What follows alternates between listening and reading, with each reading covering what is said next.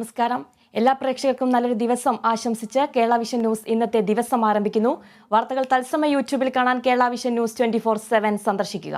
ഫേസ്ബുക്കിലും ഇൻസ്റ്റഗ്രാമിലും ട്വിറ്ററിലും ഞങ്ങളെ ഫോളോ ചെയ്യാം. നോക്കാം പ്രധാന വാർത്തകൾ. കോന്നി താലൂക്ക് ഓഫീസിൽ കൂട്ടവധിയെടുത്ത് ഉദ്യോഗസ്ഥർ ഉല്ലാസയാത്ര പോയ സംഭവത്തിൽ അന്വേഷണം. ഹാജരേഖകൾ ADM പരിശോധിച്ചു. ഉല്ലാസയാത്ര പോയ സംഘത്തിൽ തഹസിൽദാരും.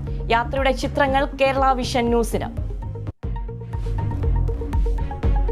അജ്ഞാത പേടകം വെടിവെച്ച് വീഴ്ത്തി അമേരിക്ക. അലാസ്കയിൽ 40,000 അടി ഉയരത്തിൽ പറന്ന പേടകം വെടിവെച്ച് വീഴ്ത്തിയത് 24 മണിക്കൂർ നിരീക്ഷിച്ച ശേഷം അന്വേഷണം ആരംഭിച്ച് പെന്റഗൺ.